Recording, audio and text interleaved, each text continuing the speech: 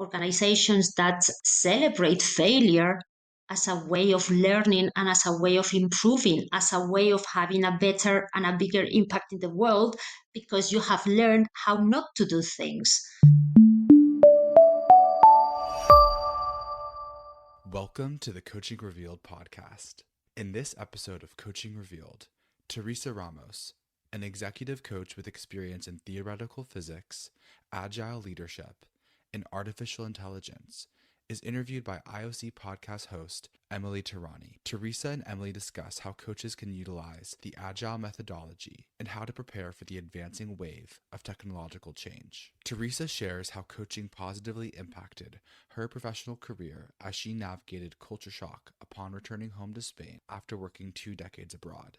This revelation of the power of coaching, combined with her technological expertise, laid the groundwork for her in Agile methodologies. Having worked in artificial intelligence since 1996, Teresa shares how early software developers created the Agile methodology to help teams communicate better and handle rapid change within industries. She adds that as coaches, helping clients discern their identity and values can help them utilize technology to optimize their power skills, which include critical thinking, powerful questioning, and ethical reasoning. With Agile methodology, Teresa advocates for how individuals can access their area of genius. She advocates for a willingness to fail and a mindset on technology as a tool that can help enhance individual performance. This episode highlights the importance of consistent personal reflection and communication with others to help move forward in continually changing times. Teresa shares the crucial importance of understanding oneself to move forward and proposes the Agile methodology as the tool to help guide the way. Thanks for tuning into Coaching Revealed.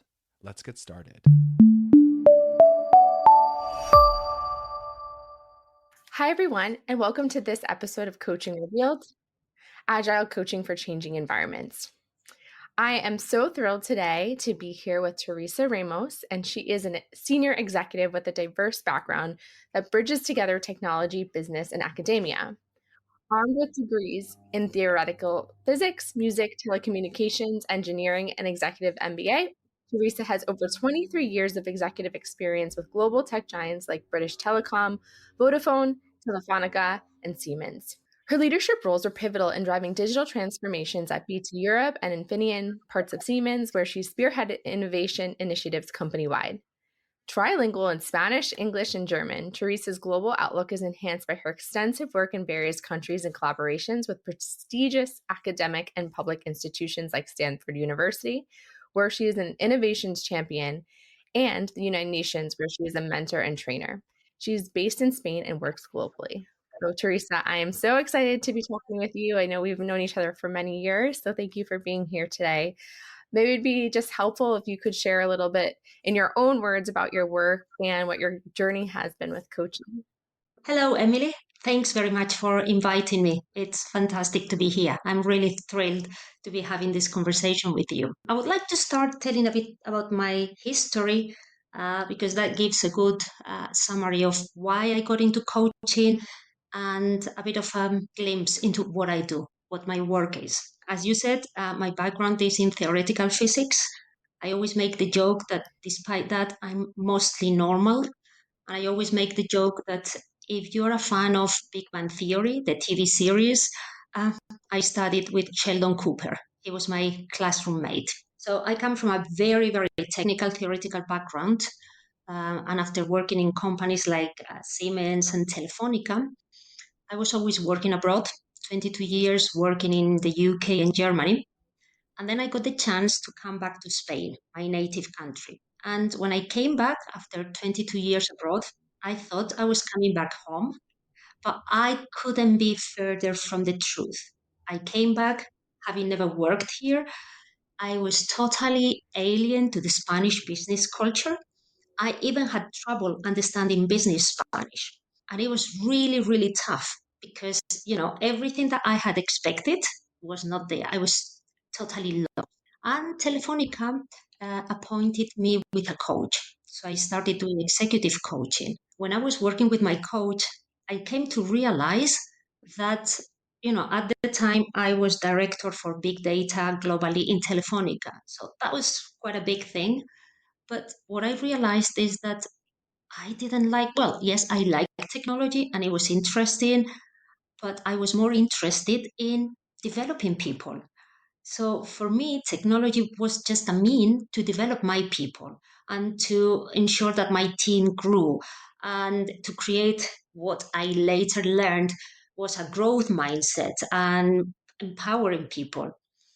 So through this process of coaching, I discovered that I didn't want to work in business anymore and I wanted to become a coach. And my transition, moving back from Germany to Spain and facing the truth that my home country didn't feel like home anymore, my expectations were wrong. I basically had to reinvent myself. I came to realize that no, I didn't want to be a senior executive any longer. I wanted to help people through transitions. I wanted to help people who were struggling as much as I had been struggling, or who were just wanting to thrive and become their better versions. And that's how I decided to become a coach. I did my training. My plan was as soon as I finish my training in coaching, I will leave corporate life and start working as an executive coach. And what happened is the part of Telefonica that I was working on, I was lucky that it didn't work so well. So I managed to negotiate my exit and start my business as a coach. So me getting into coaching comes out of my frustration because the transition was so tough and it was so difficult for me to adjust to the new culture and the new business environment, and out of my willingness to help people going through the same circumstances. Wow, thank you for sharing. And I'm really excited to be talking with you today, particularly around AI, which is, what we've been focusing on in this mini series of our podcast. And when you were sharing your experience just now, you were talking about adjusting a lot and, agile, which is something that I'm hoping we'll really unpack today. But the idea of being agile and helping people through coaching, but then also, in light of data technology and technological innovations, how have you been able to, merge all of these? How did the idea of agile leadership, which I know that you speak a lot about and write about, how did that really come to the forefront of your coaching and focus? That has been both agile and agility and AI.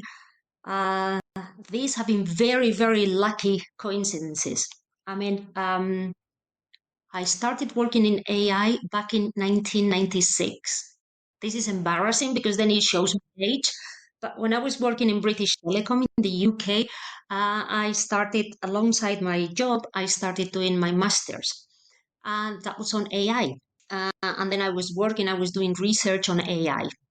And it's only been luck that, fast forward, I don't know, a couple of years, and now AI is, it's everywhere. So that was very lucky.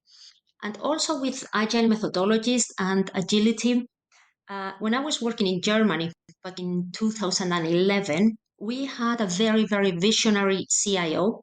He had been working in the US and then he joined the company in Germany and he brought all these very innovative ideas like, brown bag sessions. And we were all like, oh, brown bag sessions, what is that? And once there was all this hype about, oh, there is going to be a really important brown bag. Everybody has to be there.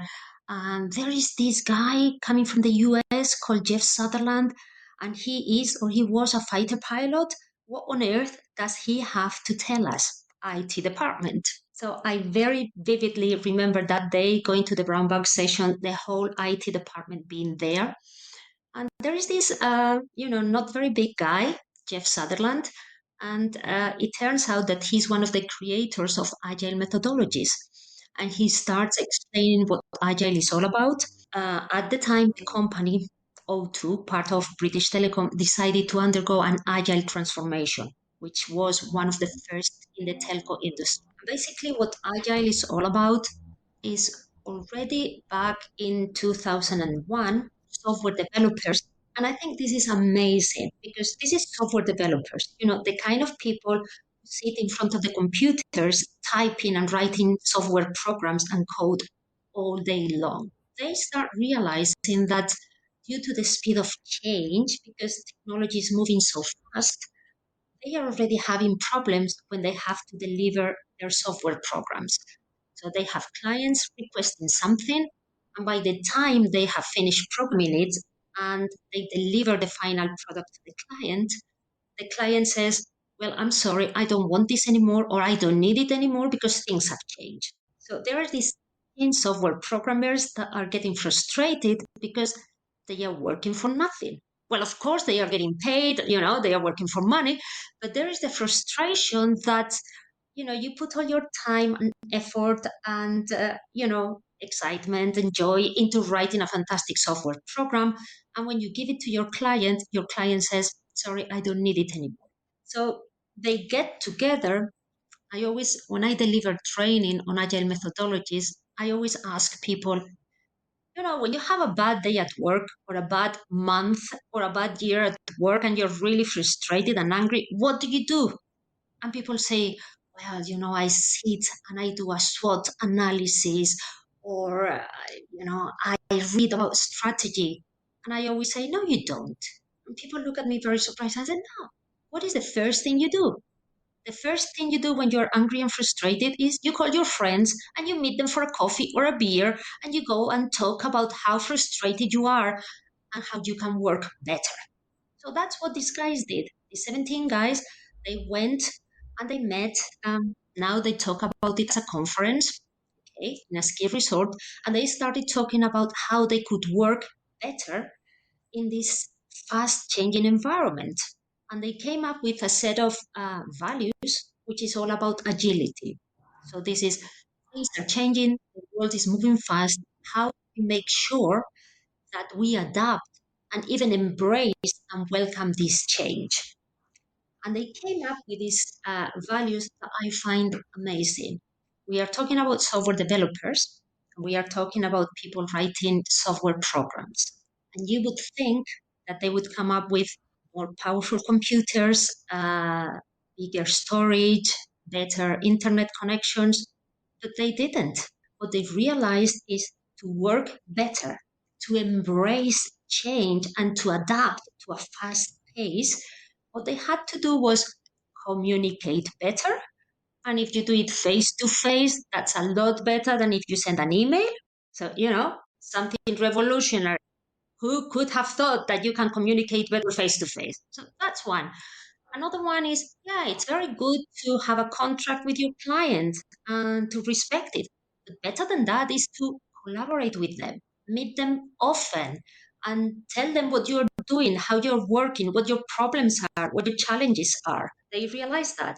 They realize that it's better to keep showing things that work, little iterations, rather than waiting for 6 months and coming up with a final, fantastic, amazing product. What they came up with are this set of values that define agility. And this is work better and adapt better to change and to a fast pace. And it's all down to human qualities like communication, adaptability. How can we adapt better? About trial and error. Error is not something to shy away from or to be embarrassed about. Out of statistics, half of what we do is going to be wrong. And that's sheer statistic, that's life. And that's part of learning. And if we are talking about innovation, we are going to be doing things that we have never done before. So chances are we are going to do them wrong. That's not a mistake. That is learning. And if we want to learn, we have to make mistakes. So embrace them, be joyful at them, celebrate them. So that's what agility is all about. And that's why I find it so amazing because coming out of technology, it's a very human centric mindset. Yeah, it sounds like you use the technology to support how we thrive and how we can interact and, meet, even if it's a personal objective or a business objective. So that's really interesting. So you just spoke to what the agile methodologies are. How did you then develop a coaching skill set or incorporate that into your coaching to help your clients have this mindset and work this methodology into what they're doing? I like explaining a bit, the background, like I did just now. And one key concept is that agility, the problem with agility is that the word agile has got a meaning in English. When you're agile, you're faster. So people tend to think that agility is about being faster, and it's not, or not only about being faster. Agility is not doing the same, but faster. It is about simplicity. So the first thing you have to do is simplify what is essential, what is really going to add value, and then focus on that. And because you're focusing on, therefore, the concept of MVP, minimum viable product, what's the minimum you can do? And because you're focusing on the minimum that adds value, that's why you can be faster. And that's why you can adapt, because you're doing, I call it the salami theory or the salami principle. And that is, if somebody gives you a salami, a big salami, and you look at it and they tell you, okay, Emily, you have to eat this whole salami. You would think, no way. There is no way I would eat the salami in one go. However, you stay at home with a nice film on the sofa with the blanket, nice glass of wine or cup of tea, whatever, and the salami. And then you start one slice and another slice and another slice and another slice. And before you know it, you've eaten the whole salami, but you've eaten it slice by slice. So that's basically how I always explain agility. You're going to do the same, but you are going to do it in small chunks. You are going to do it in small iterations. In every iteration, you're going to focus on what is it important, what is it that it's important, what is it that is going to deliver value, and what is it that I can do now in a sustainable way. And when I say sustainable, it's the world is changing very fast. So, some years ago or some decades ago, you could have your team saying, okay, now we have to give our everything. This week we have to work 20 hours because we have to deliver something. But then the week after, we can calm down and take it easy. Now we cannot do that anymore. So our efforts and our work as leaders and for our teams, it has to be sustainable. So let's chunk it up in small bits. Let's make sure that we deliver the essential value for that particular iteration, and let's make sure that our pace is sustainable. So that's basically what I do. And one thing that always surprises my clients when I coach them, when we are setting what are the objectives before our next session. Maybe they say, oh, I can do so much. And I always go, no, no, no, no, no, that's too much. I always negotiate it down. And clients are always very surprised because I always say, let's do the minimum. Let's aim for the minimum you can do because we want to ensure that you achieve it and we want to ensure that you're successful. One, because it has to be sustainable and you have to have enough energy to keep this pace and to keep it going. We have to ensure we define your objectives in a way that you're going to be successful in achieving them. And two, you're going to achieve it and you're going to feel good. So you're going to you're going to stay motivated. And this is important that you stay motivated so that you can keep going. And that's part of my approach. Short iterations with clear objectives that deliver the value that needs to be delivered right now, the minimum value that needs to be delivered right now. And then we keep iterating. So one step at a time. That's really helpful. I'm also wondering how do you define being agile? How can you help to explain to your clients, anyone listening right now, what are the characteristics when you are in an agile state of being?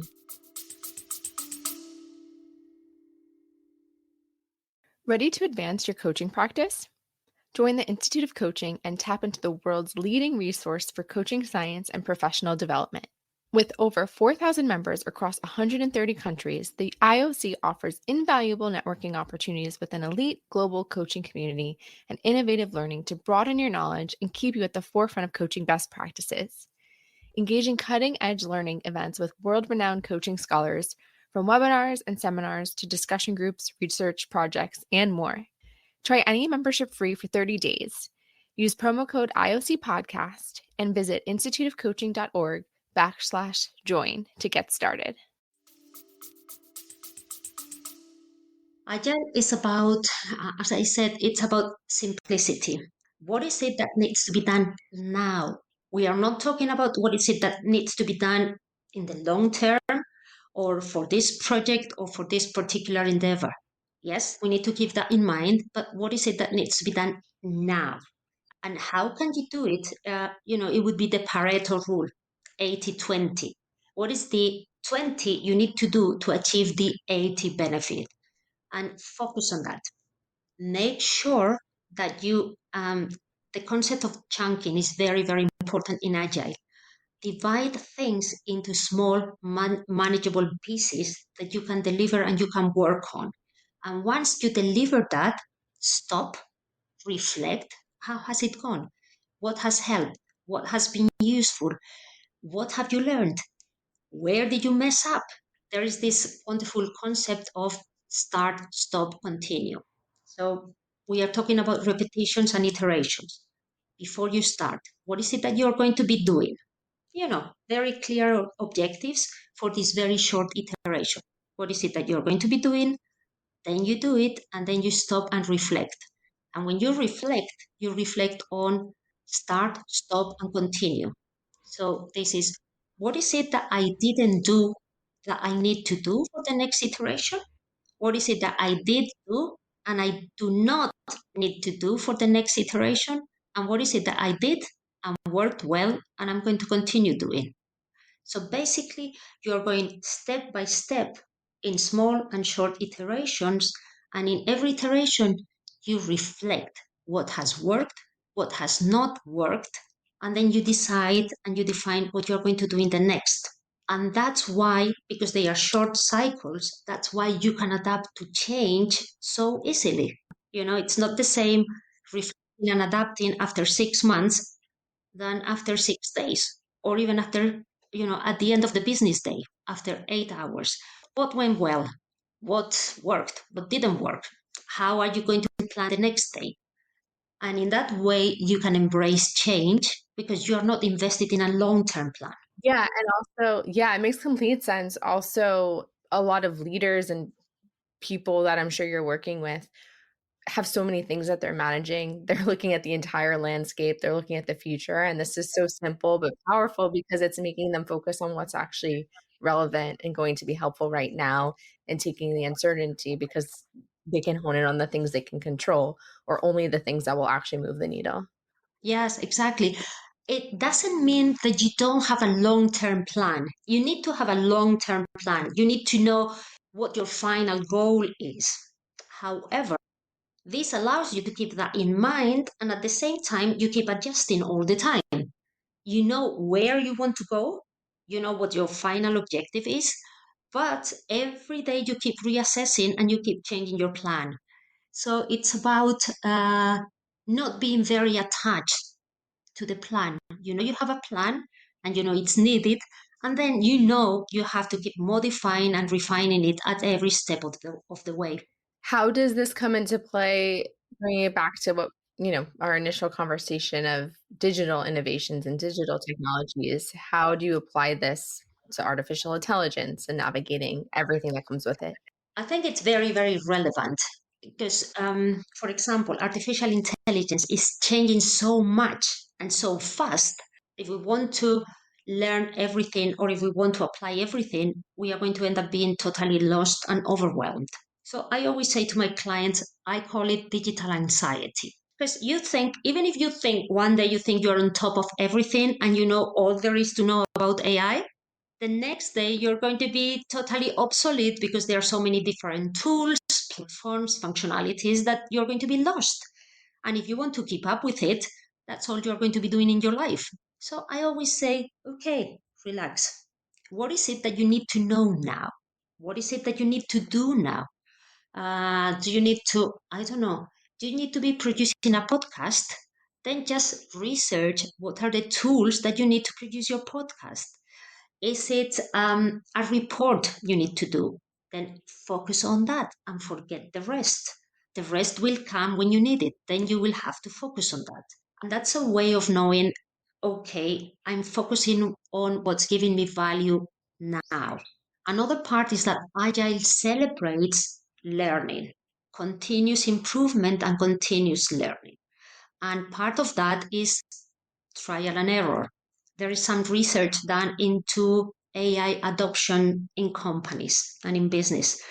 And one of the problems is that employees feel overwhelmed, they feel lost, and they feel frustrated because they get AI tools and procedures forced or reinforced on them without giving them the time to learn and without giving them the time to fail with their new tools. And that would be very agile.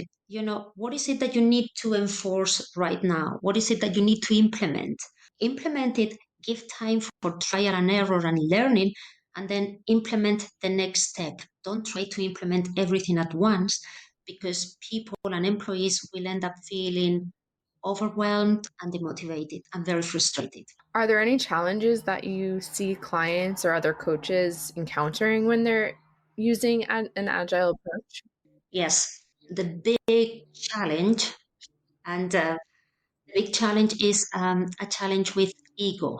I always laugh when I talk about this because I remember when Jeff Sutherland came for this first brown bag session. We had our CIO introducing him, and then Jeff went on stage, and then he said, "Okay, now you can go. We don't need you anymore. You're the leader. We don't need you. We are the working group." This was, very controversial. It made us all laugh, but it brought the point home. Leaders in an agile environment, they go from command and control to empowering people. Leaders don't make the decisions, they empower their teams to make the decisions. They are facilitators. When you have worked, I don't know, let's say 20, 30 years of your life to get to a place where you make the decisions, you tell people what to do and what not to do, and all of a sudden there comes the agile coach and says, you are totally empowering your team. You are just a facilitator. Leaders are in charge of creating an atmosphere of psychological safety, of growth mindset, of empowering and delegating to their teams. And that goes very much against the command and control leadership model that so many of us were brought up with. So for leaders, it can be a problem with ego and value add. Who am I if I'm not the one making decisions? And how am I creating and adding value to the organization if I'm not the one driving the decisions? So, who am I as a leader and what am I adding? They see that their organizations are more productive. They see that their teams are more motivated and more productive. However, there is that personal quest for a new model of leadership. And this really is true. With agile methodologies, you can do twice the work in half the time. However, there is what I call the cost of agility. And this is, who am I as a leader if I'm not the one making the decisions and driving my teams? I'm totally empowering them. So what do I do? And who am I? And that's the big work. And this is a shift from which I know you've written about, even for us, that leaders in the past really focus on having these hard skills and all the technical skills. And now what you're speaking to is softer skills or facilitating and really focusing on the human side of leading. So I know you've used this term before called knowledge economy, but maybe you can explain to that to our listeners and even just respond to what I stated, because it is a total shift of the command and control to, you're supporting your people to then be able to thrive and accomplish everything that they need to. Yeah, I love the question, Emily. Thank you. We have all been brought up in the knowledge economy. And this is knowledge is power. The more knowledge we have, the more power we have. If I want to be powerful, I need to have knowledge and I need to have data. And if I withhold the knowledge, I make sure that I'm indispensable for my organization and, I'm going to be respected. That's how we are brought up. And that's, if you look at our education system, that's what it's based on. Exams and essays and everything, it's about having knowledge. However, fast forward, I don't know how many years, but if you think about the past, I'm going to narrow it down to the launch of ChatGPT 2 years ago. So now anybody with a mobile phone and an internet connection, they have more data that we can make sense of and we can process. Our mobile phones have more processing power than the Apollo missions to the moon. So any of us could be able, to send a rocket to the moon. So now it's not about data. We all have data, more data than we can make sense of. Data doesn't give anybody a competitive advantage anymore. So hard skills, I think that data is a commodity now. Hard skills are a given, are a commodity. You need to have them. Period. There are very few things I could ask you now that you couldn't find in the internet. If you look at education, our education system based on exams and questions doesn't make any sense anymore. We don't need to memorize anything. Knowledge is a commodity. So, what is happening, in my opinion, what is happening now? Hard skills, commodity are given, we need to have them. Soft skills, that's also a given. We need to be able to communicate, we need to be able to be team players. So, all these soft skills, they are also a given. We need to have them. So, what are the skills that are really going to make us successful in this digital AI age? And I call them power skills. And they are the ones that will give you the edge as a leader in the digital age. And there would be things like critical thinking. Okay, you've got AI, and AI can give you answers to any question. However, are they the right answers? We've all have heard of hallucinations. AI is very good at presenting answers in a way that looks very convincing, and then the answers are totally rubbish. And unless you know what you're looking for and you really know your stuff, you could be presenting these answers as something true when they are not. So you need to develop critical thinking. You need to be able to ask good questions. AI and technology is going to give you good answers to your question. If the question is not good, you're going to get very good answers to a bad question that is not going to take you anywhere. So you need to be able to ask good questions of technology so that you get the best answers from the technology, but also, and that applies very much to coaches as well as leaders, you need to ask very good and powerful questions to your teams so that you can unleash their creativity, their innovation, you can motivate them. So, asking good, powerful questions to technology and to humans. Critical thinking, ethics, have all the issue with AI and ethics and bias. AI and technology is neutral, it's neither good nor bad. However, technology is built by humans. What are the ethics of the humans building the technology? What are the ethics of the humans using the technology? Ethical thinking, moral thinking. Those are the new, what I call the power skills that leaders and anybody really need to start cultivating and developing in this new digital world. Is it accurate to say that power skills are agile skills and that they go hand in hand? Is there any way that you would distinguish the two of them? Any? No, I wouldn't, because they are both very human-centric skills in a tech world or coming out of a tech world. So I think they would be the same. They are all about adapting to change, embracing change, embracing technology as an enabler and as something. I always say technology is not here to replace you, it's here to enhance you. So, how can you embrace technology and become a better leader and a better person using technology? How can you adapt to change? How can you make the most of it? How can you create organizations that thrive in this digital world? Organizations that celebrate failure as a way of learning and as a way of improving, as a way of having a better and a bigger impact in the world because you have learned how not to do things. So, yes, I think that would be very much the same.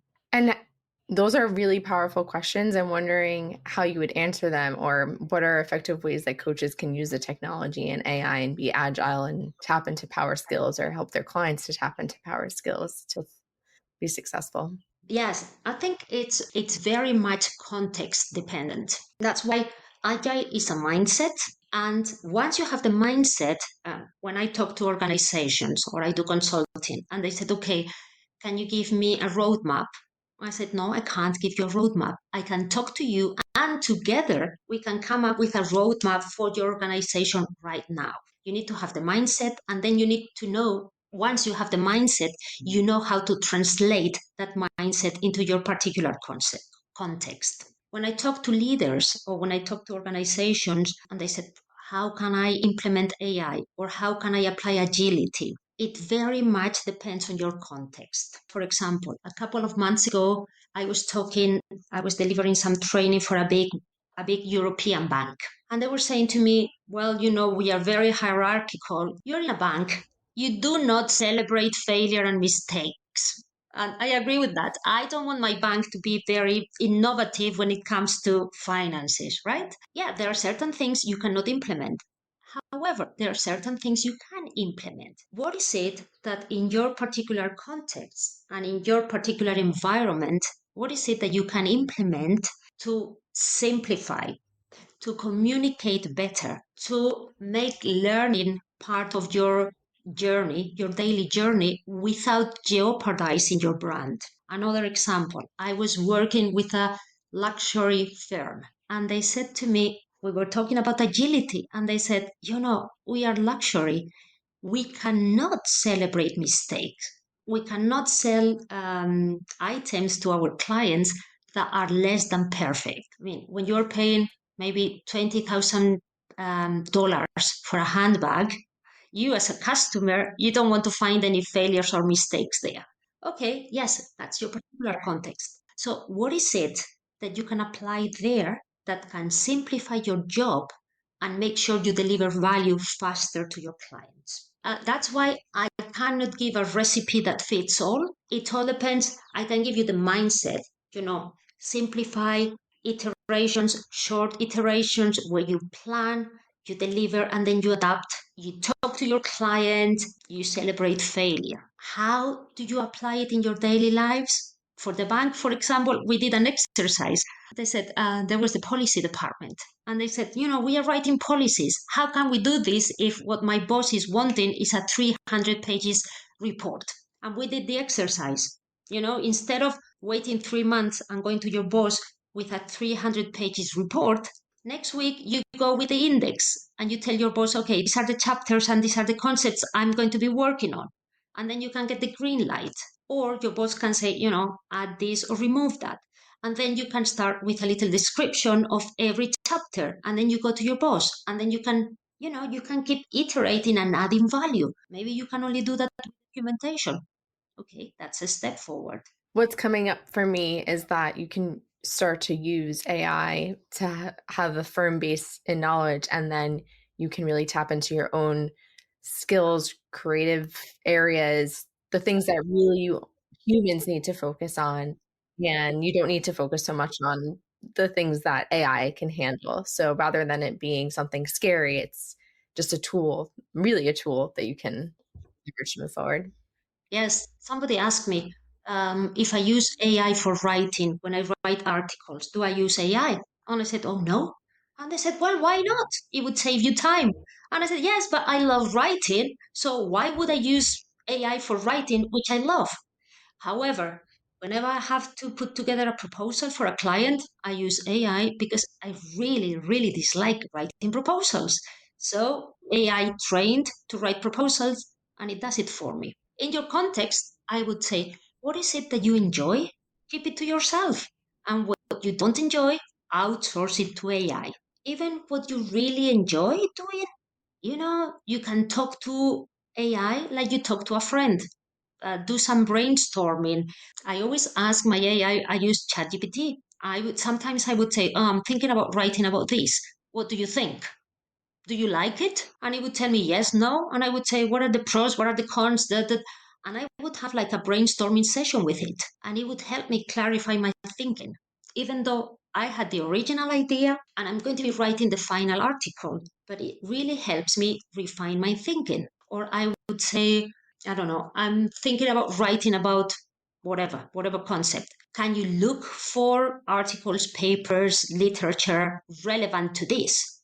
And it would give me the pros and the cons. So even though I am doing the work because I'm enjoying it, AI is like my little minion that is helping me do the parts that I don't enjoy so much. Yeah, it's supporting your zone and area of genius, as I like to call it. And I've heard it referred to in other areas of research that I've done on this topic. But, you have your area of genius, your skill set, your passions, things you enjoy, and it can support you in that. And then anything that you don't consider that's what you basically delegate it to AI or just tap into it for some level of support. So that's really fascinating. Exactly. And may I add, sometimes people say to me, we are going to become stupid because we are using AI so much that we are not thinking anymore.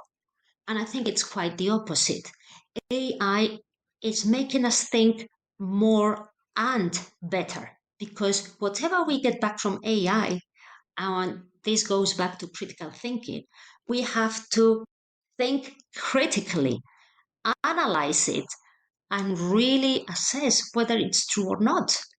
Because AI is so wonderful at hallucinating and giving us answers that could be wrong, but packaging them in a way that we think they are right.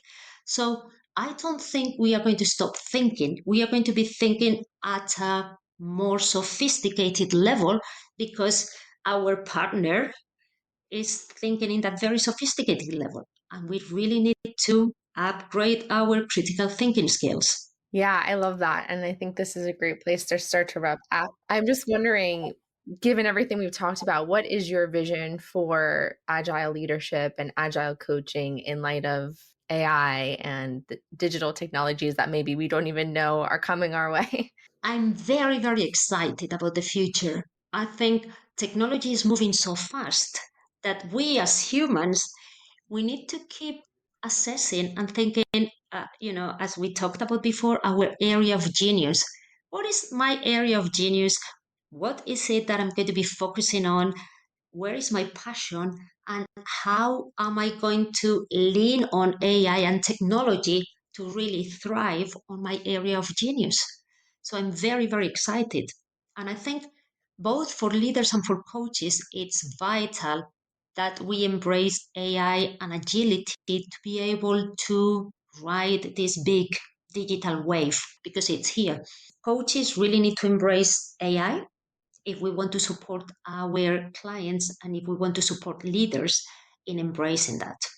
So I think we've got a very, very exciting future ahead of us. Yeah, I think so too. And for anyone listening that wants to stay in touch with you, follow your work, how can they do that? They can follow me on LinkedIn, Teresa Ramos Martin. Spanish people have two surnames, so Ramos Martin, both of them. And my website is currently being worked on, so www.globalresults.eu. Although it's not up and running, it will be up and running in the next month or so. Okay, great. And you also are a frequent writer for us and our website. So anyone listening can go to our blog section and see some of the wonderful articles that you've written. And there's one in particular that's very related to what we're talking about today. So you can check it out there. That's in the notes for this blog. But thank you so much for this conversation and for being here on this episode of Coaching Revealed. It was so lovely to connect with you and catch up again. Thank you very much, Emily. As always, it's a pleasure talking to you. I really, really enjoyed our conversation. Thanks for inviting me. Yeah, of course. Thank you. And thank you to everyone listening. Have a wonderful rest of your day. See you next time.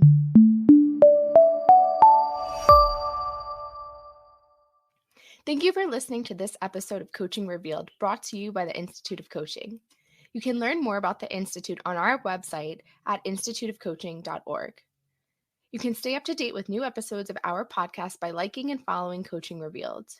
You can also find us on social media on LinkedIn, Instagram, and X with the handle Institute of Coaching. We also love hearing from our guests, so please reach out to us with thoughts you have on this episode and any questions you have about coaching. Until next time, this is Emily Terrani with Coaching Revealed.